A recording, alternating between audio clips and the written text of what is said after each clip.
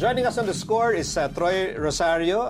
Of course, you know him, former NU Bulldog, and then PBA veteran, and also a player for the national team. Now, of course, yung pagiging part mo ng national team, unfortunately, medyo naging konektado dun siya dun sa, I would imagine, the parang, ano ba, lowest point of the year for your career this year, ha? Tama ba? Tama. Why was that the low point of your, I guess, 2018? Well, alam naman natin kung ano nangyari nung... yun na yung talagang lowest point ng career ko kasi yung magkaroon ng 3-game suspension, parang first time. Oh, kasi ikaw nung First college, time, never ka naman na-suspend eh. never ako nasama Hindi ko alam sa kung mga nate-technical foul ka noon eh. Nate-technical pero hindi ganun. Ganun na... first time na mangyari sa basketball career ko yung masuspend ng ganung kahaba. Lalo na yung after ng game, dun ko naramdaman yung talagang pinakababa. Yeah. Nung mga panahong yun, nung panahong suspended ka, malamang napaisip-isip ka, no? Ikaw ba nag-alala na baka magbago tingin sa'yo ng mga basketball fans? Siyempre nag-alala kasi yun na, pangit nung nakita nila eh. Alam ko na malaking bagay yun, lalo na ako, kilala na hindi nakikisama sa mga ganun, tapos biglang napasama sa ganun. What about, let's say, your family, wife mo? Anong sabi nila nung after the incident? Well, tinanong ako ng wife ko nung una eh. Ang sinabi ko parang di ko alam kung anong ginawa ko dun sa court until makita ko yung video. Nagulat din siya na yun, nakita niya yung video na first time ko makita yung Troy Rosario na ganito. Never ko nakita na mag-asal ka ng ganito, sabi niya.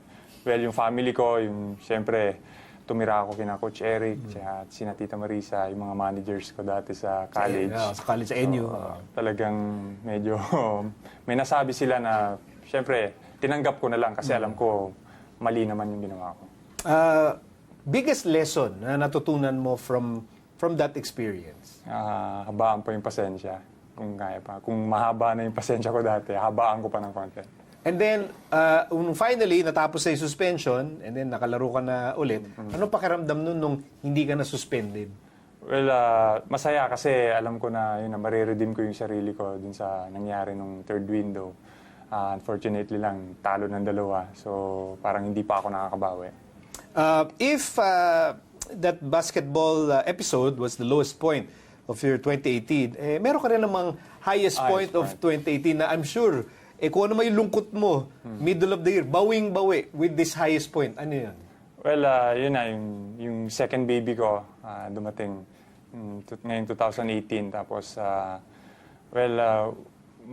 mag-move in na kami sa bagong bahay. Wow, congratulations, Troy.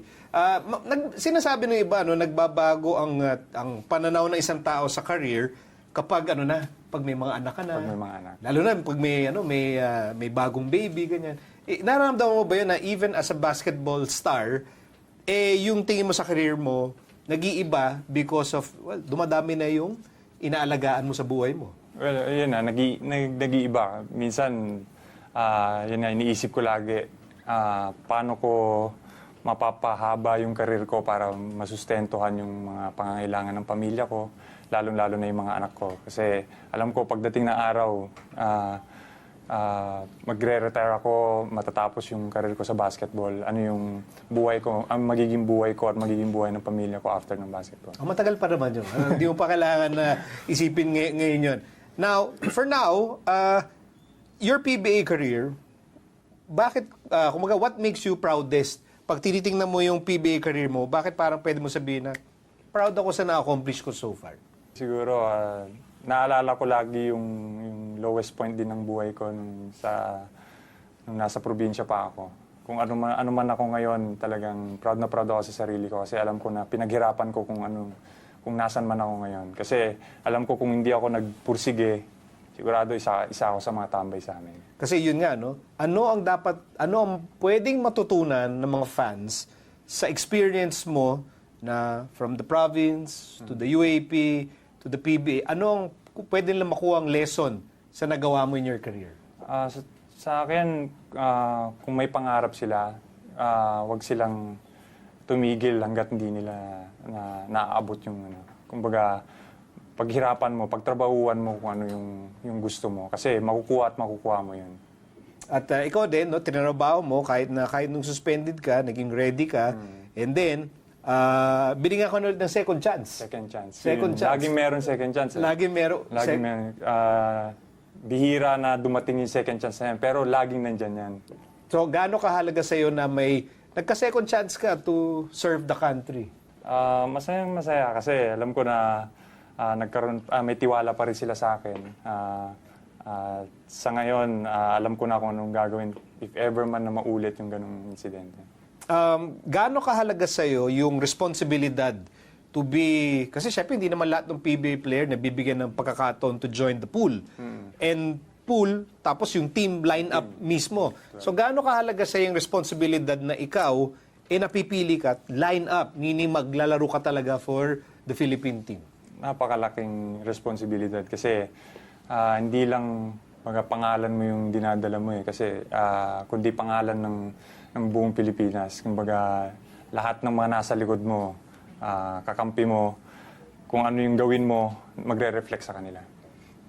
Troy, what is your message to your fans na even through the suspension, the lowest point of your career, hindi ka iniwan, hindi ka hinusgahan, and always believe that, yung Troy Rosario, ang gusto lang naman yan manalo.